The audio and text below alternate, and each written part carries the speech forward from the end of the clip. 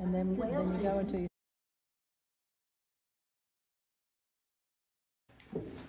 And I can't remember if I made that picture or if it was one I used from another source. Anyway, so I didn't have this blank screen up there with the word Rose Basic. I did that. Hang on. No, I'm not. You're the biggest.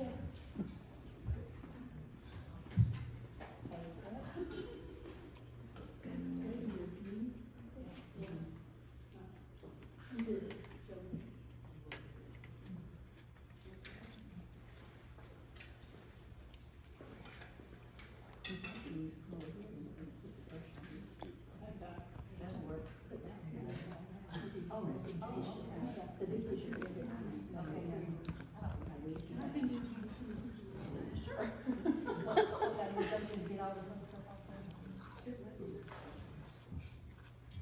I'm not very technical, And I'm even worse than her.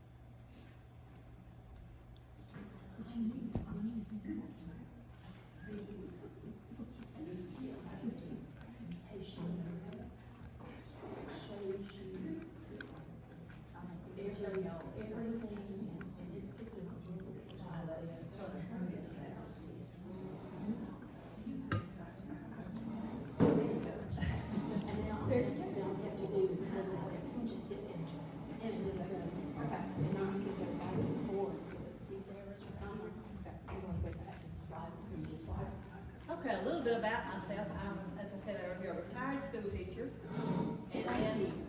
and then I traveled with Frank all over the world the first 4 years after we retired, and I told him I was going to do some things I wanted to do. So I took the Master Gardener class in 2004, and now when we're having Rose show here, or I'm doing a daily show, and he has a commitment to go somewhere, he goes find stuff. I told him, I said, I put my schedule first now. And I also put Auburn University home ball games before he's speaking to him. So he was speaking one time in Tennessee. He said, well, I'd like to tell y'all, Rita's sorry she can't be here, but he said she's not. She's sitting in Liberty. She's sitting in Auburn in the Cliffcraft Stadium at a ball game. Anyway, let's go ahead and talk about types of roses now. I divided these up in kind of big categories. You could break some of them down even more so. But hybrid tea is what we all see as the florist roses. That's the nice, big, pretty blossoms. They have long stems and pointed centers. And if you're going to do a rose show and enter a hybrid tea, you want that rose bloom bud to have a pointed center. You don't want a double center. You don't want the cup look of the English roses. You want that pointed center. And okay, I'm not going to read all those things, but let me go ahead to the next slide. This is a Gemini hybrid tea rose, and it's not my favorite, but it's a really good one. My favorite one's probably Touch of Class. All right, next one. Grandiflora. They are tall, large, and elegant looking. And this one, as you know, has more of the old English look on it. That one is Bliss Parfuma. And we have a Bliss Parfuma down here. We also have Gemini down here too. Okay. Floribunda, this one is Angel Face. A Floribunda is going to be hardy. It's going to bloom continuously. It's going to have lots of blooms.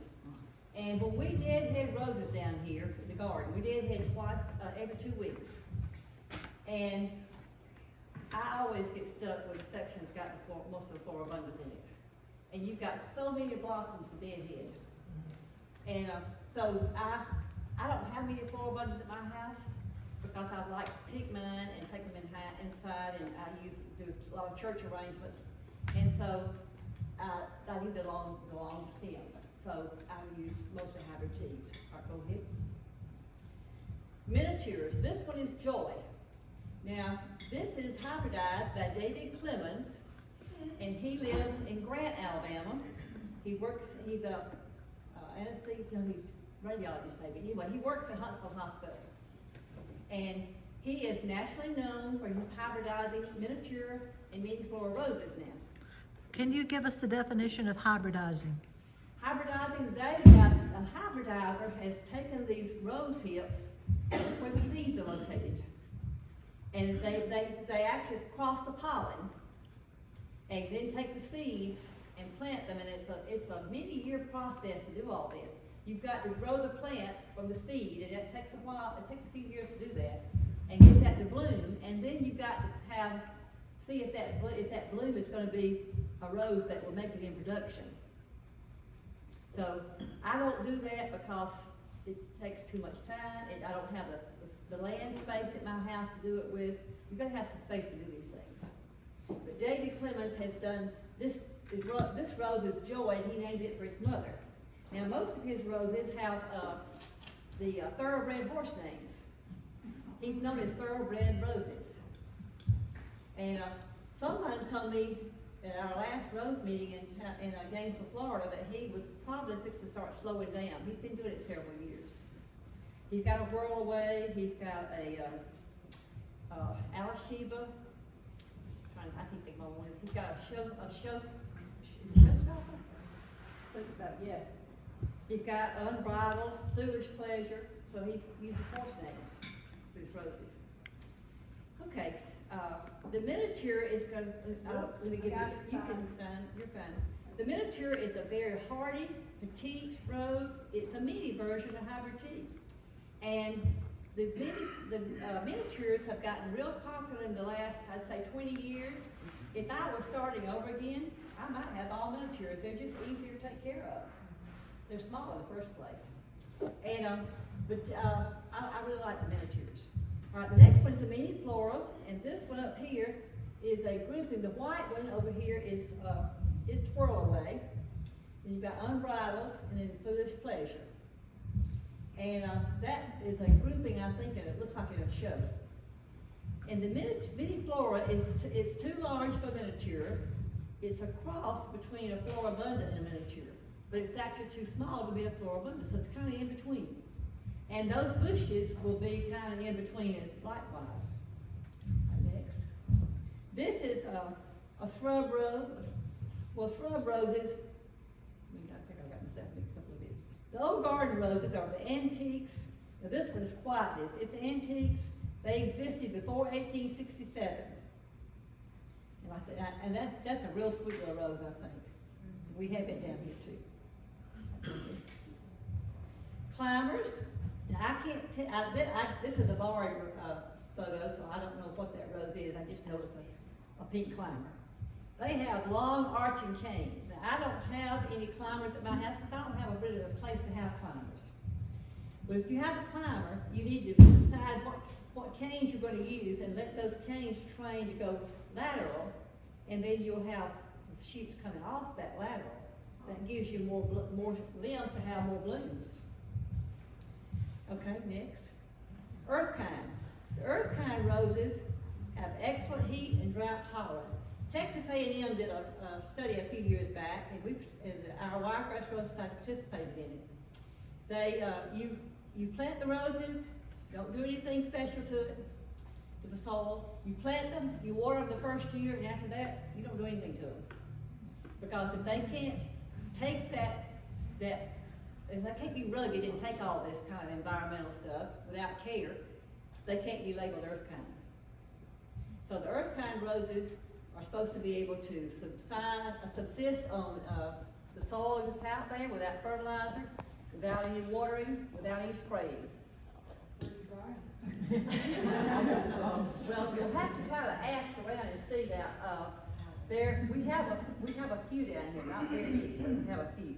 You'll just have to ask if it's an Earthkind rose or not. Next one. Then you have ground cover roses. Now this one right here is a favorite of mine. It's called Sweet Drift. And the drift roses were hybridized by Mr. Ragler. And Ragler is the same person that did the, I just lost my name now. What's the rose that everybody grows? knockouts, rather than knockouts. So the earth kind is the next thing he did, and the ground cover rather, is the ones that stay real low and just maybe use a ground cover the ground up. And that sweet strip like that is a real double rose, and it holds its form a long time. All right, next one. David Austin. David Austin's your English roses. They're very fragrant, they're delicate, they're real charming. That one is Bunstead wood. The problem with David Austin roses is that they are bred for cooler weather than what we have down here. And I've had a few David Austins, but Munstead wood is the only one I've got left of them. They just didn't hold up. Because I don't have time to baby them. So it's got to be able to stand with some care at my house. But that's Munstead wood right there. It was bred to take the higher heat temperatures. Okay, go ahead. And Dave Bang, this is the hottest thing in roses.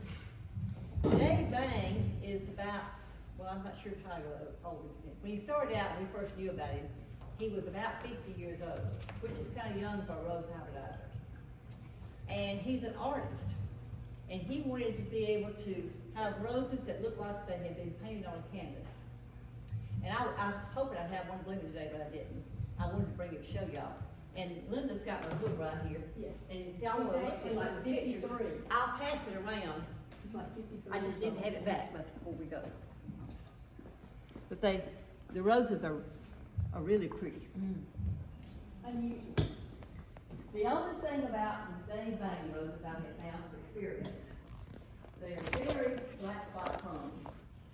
And we go a lot to buy roses over in Mississippi, in Buckatuna, Mississippi, to Jim Mills, K&M Roses, because his roses are grafted onto Fortuniana rootstock. And I'm getting ahead of myself a little bit, but I'll just go and do it anyway. Fortuniana rootstock is real vigorous rootstock. It is immune, resistant to whatever, to nematodes. And if you know anything about farming in this area has lots of nematodes. So the Fortuniana rootstock is just a real vigorous stock. And you can see the difference in what the roses look like that are on that rootstock versus Dr. Huey rootstock. But anyway, Dave Bang roses are hybridized in California. They don't have the humidity to have to worry about black spot like we do. So his roses are bred to resist rust, because rust is a problem in California. Okay, now I'll go to the site, Linda. When you're picking where you're going to plant your roses, you need to have a minimum of 6 hours of sun. Because that's a few, but most roses don't do very well in shade. They need sun. You're going to have a water source, and I mean a source close by, because you're not going to want to take water in a bucket to make sure that rose has at least 1 inch of water per week. And you know, sometimes we get lots of rainfall here, and sometimes we don't. Now, last summer, we were going out of town to Limestone Convention in Boston. My yard guy said, Ms. Moore, it rained every day while you were gone. We got back, it quit raining. And it got very dry then. I have irrigation, but even my irrigation was not enough to give them an inch for the week. So I had to do some overhead sprinkler spray of watering also. Okay, the next thing you want to look for on that side, you're not quite finished yet. You want to be away from your tree roots, because guess where those tree roots are going? Where there's water, where there's fertilizer, food. And they will just sucker all of it away from your rose roots if you're not careful. And then you gotta have good drainage. Roses are not going to survive in standing water or what we call wet feet. Okay, now go ahead to pruning your roses. Out of order. Hang on just a minute. When you're pruning roses, the first thing you want to think about is you want to open that bush center up. And the reason for that is because you want to have good air circulation. If you don't have good air circulation, that humidity is going to be held there, and guess what? Black spot is going to grow. So you want to get that bush opened up. And pruning is like a rejuvenation. And it's like, you know, we start off our new year in the spring, we're all gung-ho about our flowers. Well, you want to be gung-ho about your roses to get them going good too. You want to get you think about your 3 Ds: damaged, dead, diseased. Any cane that's in that category needs to come out. That's the first thing I do when I'm pruning roses. And then you want to get any crossing canes out, because if those canes cross and the wind blows it, guess what? They're going to rub against each other, and it's going to get an injury there, and you may get disease coming in that area. So get anything that's crossing out. Twiggy growth, if it's smaller than a pencil, take it out. It's not going to make a good bloom if it's smaller than a pencil. And then you want to deadhead periodically. Now, deadheading is not really pruning in a way it is, because what you're doing, you're getting that old blossom off and getting it off the rose, because if that blossom stays on there and those rose hips, the rose hip is the bottom of the blossom, that's where those seeds are going to form. If the rose hips stay on there, that's telling the bush, don't bloom anymore. Make sure you have good seed production, because all of our plants want to produce themselves continuously. So that's why they want to put all their effort into making seeds. Okay, next. Oh, one thing, your picture, let me go back, let me show you that. Okay, so see those little red marks over there? That's where you would prune those canes off. And you should leave about 3 to 5 good canes on a rose bush. Sometimes you may not have 3 canes that are good to leave. And we found this true down here. We've already pruned everything. We prune around Valentine's Day here, as close as we can. And after we prune, we've had some more cold weather. And a lot of times after that cold that comes after the pruning, you'll have some that'll actually die. So we've got some that's happened to down here. So I've got to get those replaced. All right, now go ahead. Diseases, black spot is the first one I want to talk about. That's a fungus, and it grows in high heat and humidity. And you'll have circular little spots. Go ahead to the next picture. Look, that's a bad case of black spot. And if we had a member here, she's no longer with us anymore, but she used to say, I don't spray, and I don't have black spot. Well, I was thinking all the time, there's no way you don't have any black spots and you don't spray in southeast Alabama, because we are a hotbed for black spot down here. All right, next. Powdery mildew is also fungus. Now the powdery mildew looks white. See the white look on those leaves? Usually it's a fungus that has hot days and cool nights. So if you're having real hot weather in the daytime and it gets cool at night, that's a primary setting for powdery mildew. Could I get you to go back to the black spot? Yes, ma'am? What do you do? Do you just cut all of that out?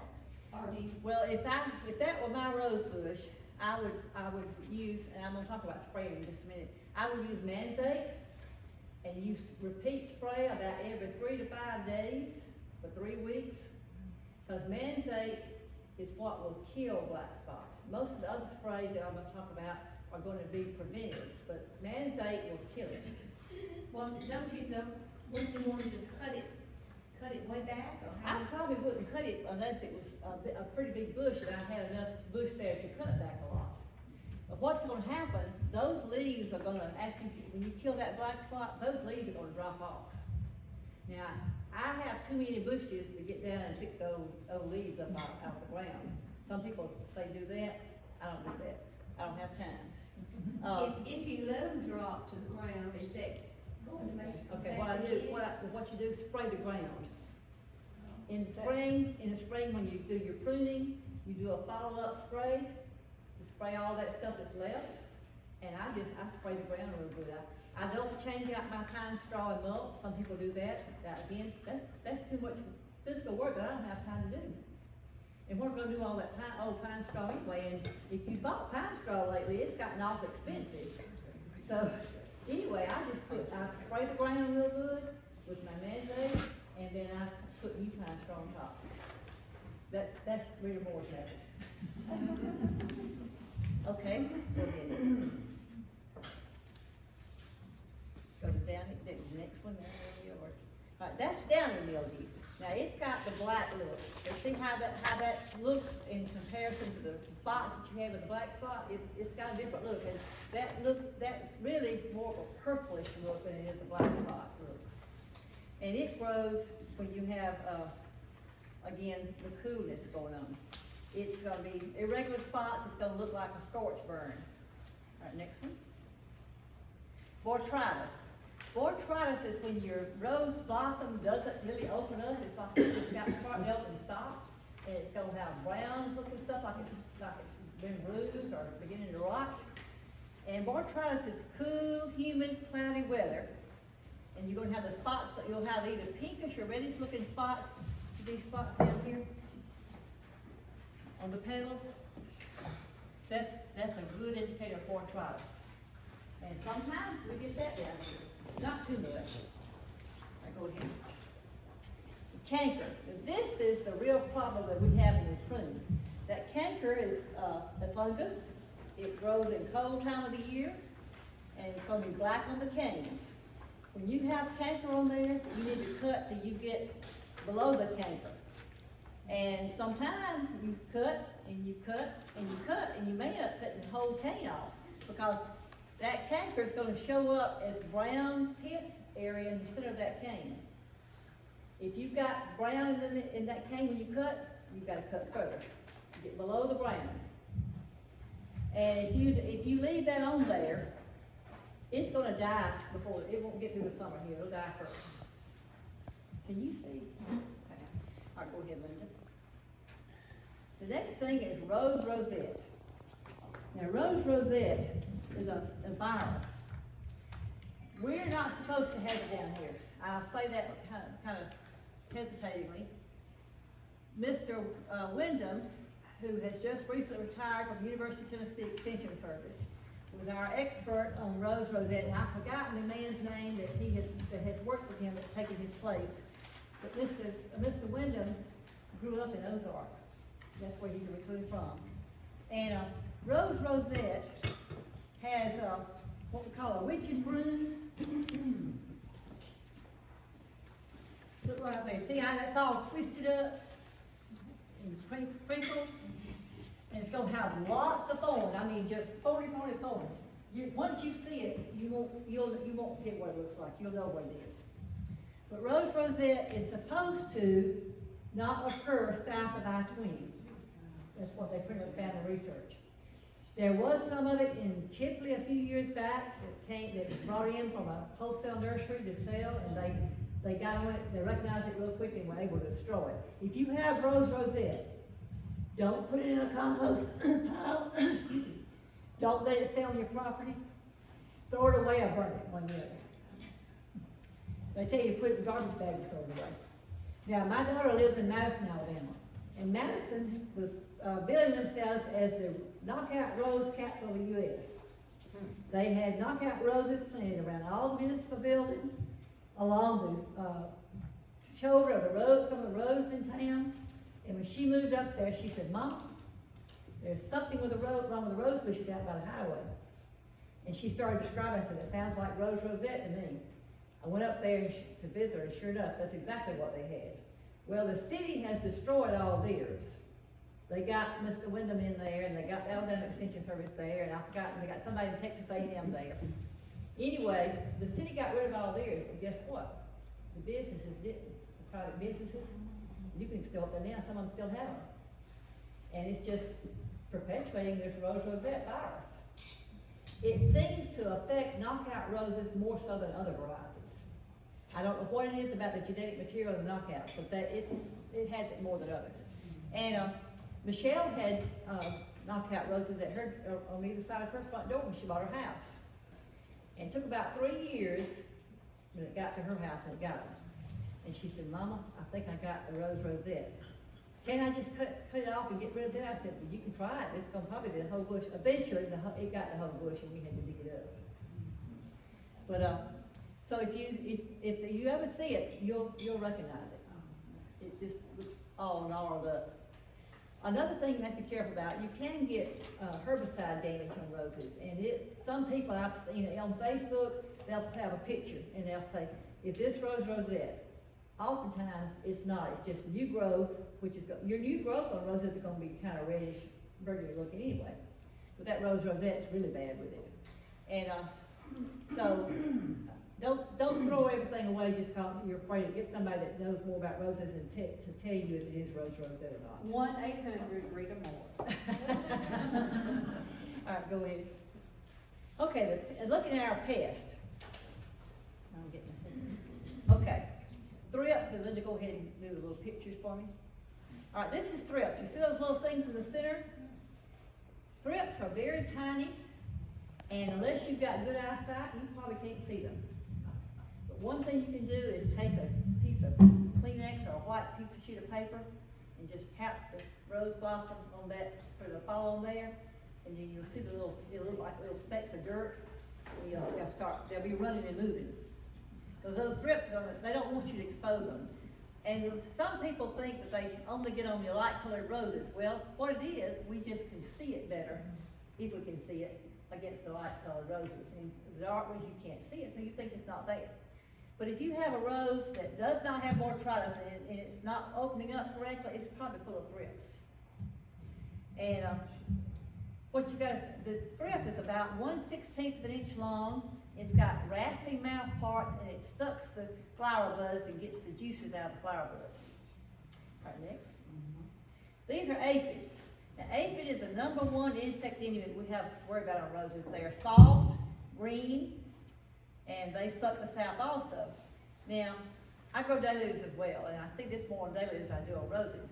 But when those aphids are growing on the daylilies, you'll see something that looks like dirt or dust on the daylily in the center part, in the crown part of it. That's the old skins that they've shed as they're growing. And it looks like dirt on your daylilies, and you see it's not an animal, it's not an insect anymore, it's just the old skin. But the aphids love these rosebuds. I'll go here. Spider mites. Now that's a pretty bad case of spider mites right there. Do you see the webbing in the center? That's what the spider mite's gonna be. But that's a severe case. If you look at that dirty look on the back of the leaf, that's your spider mites. Spider mites is our worst enemy. Well, I guess maybe I have to eat that word in a minute. The spider mites are hard to kill, and you're gonna have to get some specialized spray for those, but it looks like kind of a salt and pepper look.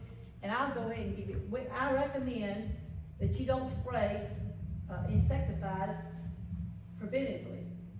Because you don't want to use chemicals that you don't need. But there's one thing I have learned through experience. When it gets to being 1st of May, go ahead and start putting the spider mite spray in there, because I guarantee you it won't be long till I have them. And spider mites can just explode with an infestation overnight. But when it gets hot and dry, you're gonna have spider mites.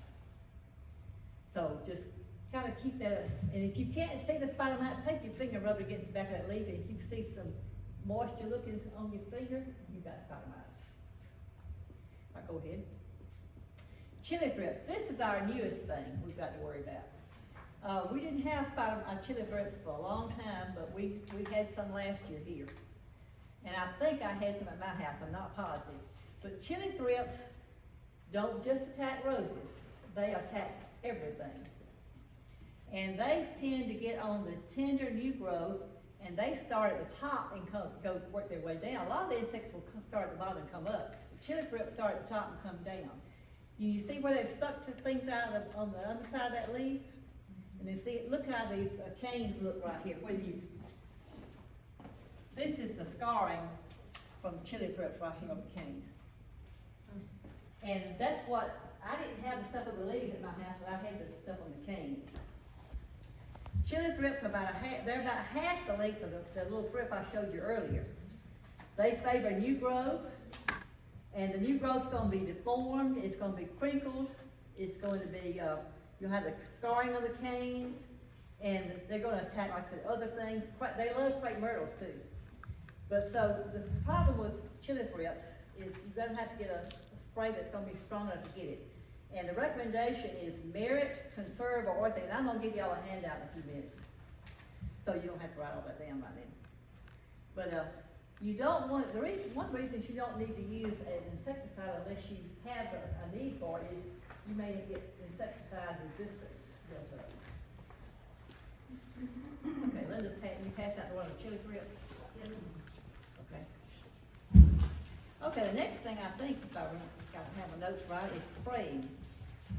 I'm gonna let Linda go there and make sure that's the next thing on the screen. Spraying that next? Yep. Okay. A contact fungicide will kill the fungus it touches. Your manzate I mentioned earlier, and I'm gonna give you a handout, we've got that on here too. Manzate is a contact fungicide. It means it's going to get what it touches. A systemic fungicide is going to be preventive. Linda, I have it go to my next screen. Oh, never mind, go back to the screen. Okay, your systemic ones are going to be taken into the plant through the leaves and go into the plant, and it will go throughout the whole plant. And it's going to prevent black spot, whereas your contact is going to kill the black spot. Now, I'll give you an example. The other day they called me up to the greenhouse. Wanted me to come. They said they needed. I was down here putting pine straw out, and they wanted me to come up there. They said they needed an insect consult. Well, they had an infestation of aphids, is what it was. It happened over a weekend. They said, "What are we going to do? We just have a plant there. We can't sell plants with these things on there." And I said, "Well, first of all, you've got too many plants in here to spray every plant and get all the foliage on there. You can't do it. So you can't use a contact. So you get a systemic insecticide and spray it, and I'll take care of it overnight." And it did. That's how it got going. Okay, so insecticide is the next thing I want to talk about. Now, insecticide, use it for aphids, for thrips, for chili thrips, and you might have a cutter bee that you want to get rid of. I don't have cutter bees on a regular basis. I have occasionally had a cutter bee. A cutter bee is when it makes a perfect little hole, round hole in your leaves. That's going to be a cutter bee.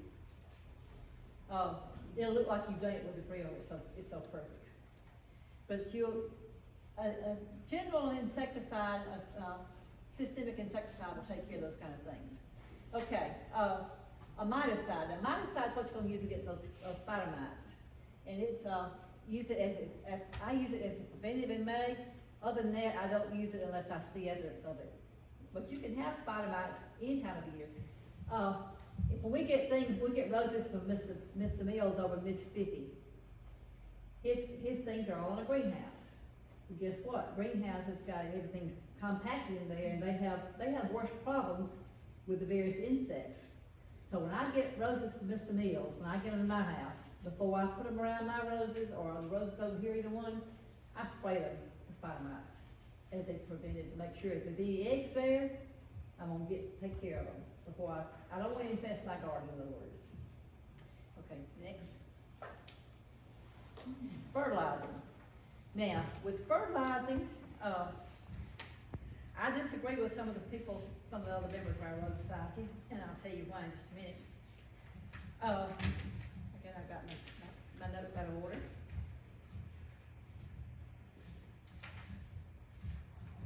Most of our soils here have too much phosphorus.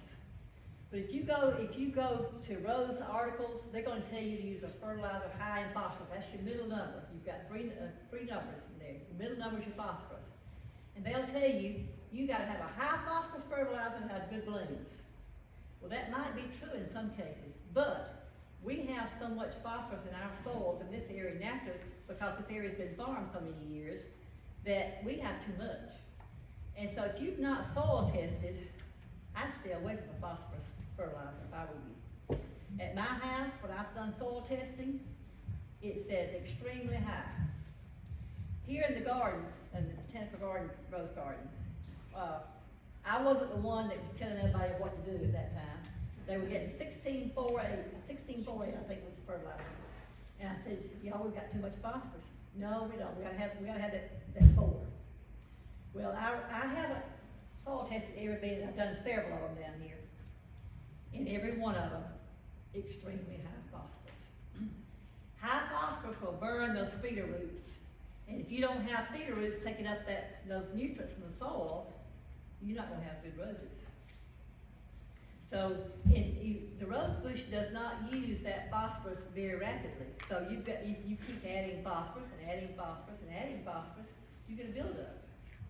And it will burn those roots. So anyway, in my house, I go to the farmer's co-op and I get 15 off 15 because that's probably the cheapest fertilizer you can buy. And, if you can get enough phosphorus, your soil becomes toxic. Now that's getting pretty bad. Then you can use liquid fertilizers. Now, if I need a quick pickup for some reason, I'll use Miracle Grow. Otherwise, and the Miracle Grow does have some phosphorus. That's why I said I don't use Miracle Grow very often. But alfalfa tea, manure tea, or fish emulsion are all good liquid fertilizers. Now, if you want to know, if you're gonna make alfalfa tea or manure tea, you're gonna have a place kind of away from your entrance to your house and even the backyard, and put a big garbage can, and it's gonna smell. You're gonna put a cup or two of manure in there, or either alfalfa pellets, and you're gonna fill that garbage can with water and let it sit for about 2 weeks and ferment. So that's what I said, that the roses will love that, but you may not love it. I have done it, but I don't do it that much anymore because where I have to put my barrel is a good ways from my rose bed, and I can't carry those 5-gallon buckets of water anymore like I used to. So I don't do the manure teas anymore. Then you have organic fertilizers. I'm not an organic gardener, however I do a lot of organic things. With organic fertilizers, you're feeding the soil. And if you feed the soil and you've got good soil, you'll have good plants. But you can use Milorganite. How many of y'all know what Milorganite is? Milorganite. Okay, Milorganite is an organic fertilizer. Ace Hardware carries it. Rural King carries it. Home Depot and Lowe's carry it. And I'm not sure about the private nurseries, how many of them carry it. I haven't bought it there, but I won't say they don't have it. But it's spray, and it's granular, and you can throw it out any time of the year because it's not gonna work when the soil warms up before you can break it down. Spell So, that, please, ma'am. Milorganite,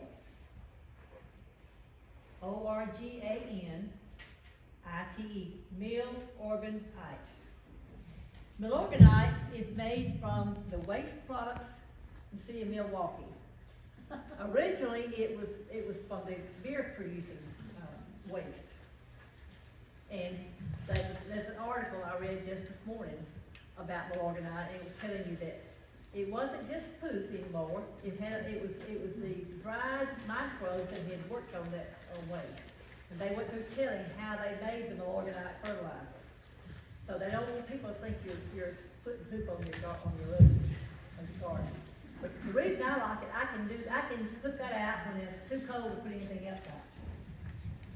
If you go buy commercial fertilizer and put it out in January, it's gonna start working as soon as it gets damp, it gets moist. This Milorganite won't. So you ain't gotta worry about making your flowers come out too quick. Okay, one other thing I need to add, I don't have on the screen. Epsom salt. Now, who got the Epsom salt bag? This lady right here. Okay, Epsom salt is magnesium, and that's very good for photosynthesis, making chlorophyll. So, and actually, it also helps bring out basal shoots on a rose. Basal shoots are those big canes that come up from around the base of the plant. Basal shoots are good. That's going to be your big healthy canes later on. So magnesium brings out basal shoots. You want to fertilize about 4 weeks after you prune. Now, again, I've had people say, oh, I got to put my fertilizer out. Well, if you've got this rose bush sitting down here and it hasn't got a leaf on it because you've just got through cutting everything off, you don't need to put fertilizer out yet because there's nothing there to use it. Wait till they get leafed out and then you fertilize. Now, I'll tell you what we fertilize with this year a little bit different. We're doing a little experiment. But anyway, there's no point in putting it out there with the bare canes. Just wait till they leaf out good. You don't want to fertilize after September here. So get your last fertilizing in the month of September because in beginning of October, you want that rose to start slowing down to be ready to go into dormancy. You don't want to be pushing more foliage out. Feed your roses, but don't over fertilize. Always water before and after you fertilize, because you want to have that water in the soil so it can make use of that fertilizer. Okay, next. Now, what time do I need to be finished? Y'all have any time, set time here? Okay. I didn't want to run too far over. Mulch holds moisture. It's going to insulate the roots. You know, it gets hot here in the summertime out there sitting in that sun 4 hours, or 6 hours. So that it's going to insulate the roots and keep the roots cool. It's going to prevent weeds, and I guarantee you, if you put that mulch down thick enough, the only thing two things going to come through it: nutgrass and Bermuda grass. The rest of the stuff can't germinate. It can't come up. And I get people to question me down here about that. I say we need anyway 4 to 6 inches of pine straw. That's all pine straw. But it's going to stink and settle down. So by the time you get on about middle of the summer, it's going to be down to about 3 inches high then. But I don't have time to pull weeds. I don't know about y'all, but I've got other things I'd rather do than pull weeds.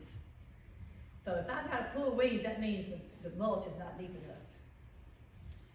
Okay, you want to, another thing it does, as that mulch breaks down, and it's going to break down this summer, it's going to enrich that soil and become part of the soil as it breaks down. I don't use any kind of rock for mulch at my house, because guess what?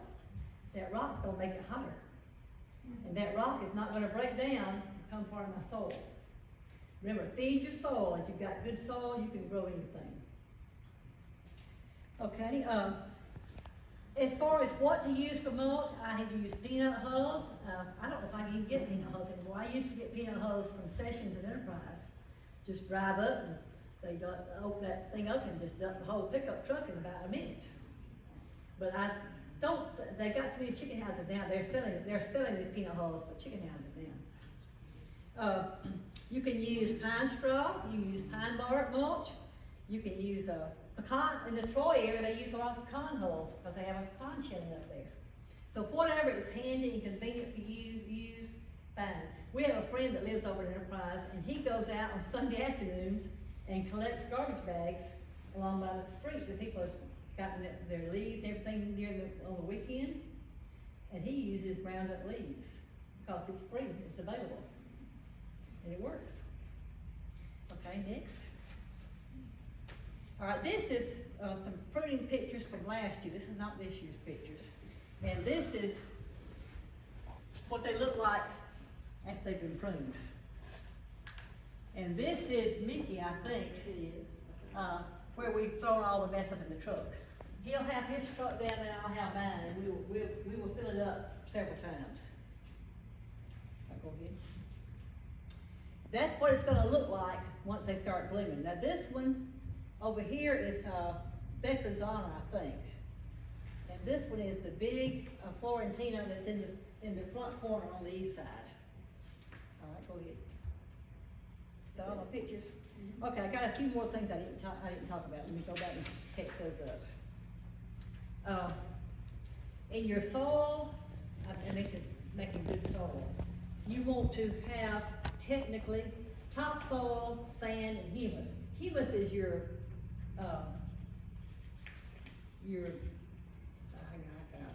compost. Do y'all know what humic acid is? All right, humic acid you can buy in a gallon jug. I get mine from Baby Fertilizer in Chattanooga.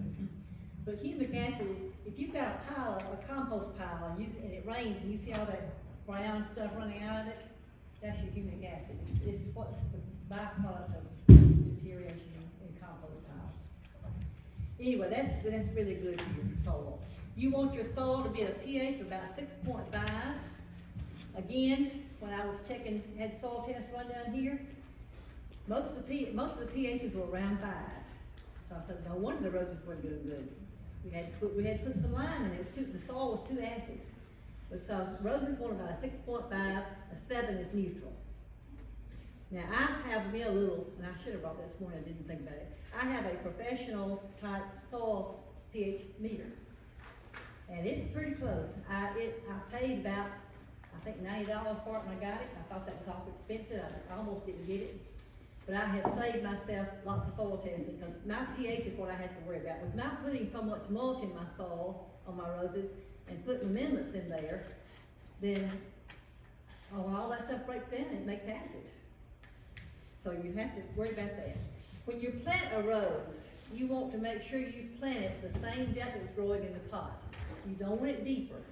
Plant it to the top of that pot of soil, it's the top of your hole. Now, I've got some friends that say, well, I gotta bury it in a hole. No, you don't need to bury it in a hole. You want to plant it like it's growing already. I was hard-headed on that, and I think that's how I lost some. Was I did them too deep. You know, you make it bigger around, don't you? A little Yeah, bit. you make it bigger around, Yeah, about but you don't about make 2 it or 3 times bigger around. Yeah, but you don't do it. You don't make it down. deeper. But I thought, well, my gosh, this has gotta work. Well, yeah, it does. They just, Now, don't be frightened and think it's too much trouble to grow roses. It is a lot of trouble, but it's a lot of joy too. You really enjoy seeing your roses when you get the product. And I don't mind you calling me and asking me what to do. I've given advice a lot of times. My husband said I'm good at telling people what to do.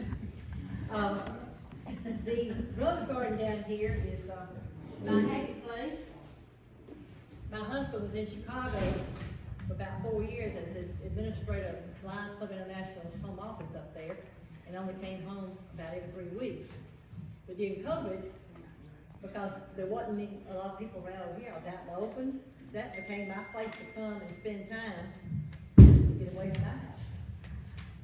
And a lot of people walk out here. I don't know if any of y'all come out here to walk. And when we're out there working, we always have people stop and ask us questions about what we're doing in the roses and everything. And it's always interesting, the little ones that come out there and want to see the roses. And of course, they're not supposed to pick anything, but I can pick one and give it to them. we were out here the other day and we had one little girl, she's probably what, 2 or 3, because she'd come up and watch us doing the pine straw. And when they got ready to leave, her bigger sister, who was probably 5, said, she did it, and showed us where all the little blossoms had fallen. So, yes. Okay, and I should have had this in my fertilizer, I didn't. Do the one on alfalfa pellets. I already did. You already did? Already gave it. Okay, alfalfa is I think it's great. the pellet size is back rabbit food. So you get that at Rural King or Tractor Supply. They both have alfalfa pellets. Alfalfa pellets contain a growth hormone, and your article will tell you about that. And what we've done down here for fertilizer this year so far, we've got on this northern end of the garden, we've fertilized with nothing but alfalfa so far. The south end, I made a mixture of. And we were at a daily convention a few years ago, and this old man was telling us about how to fertilize his dailies.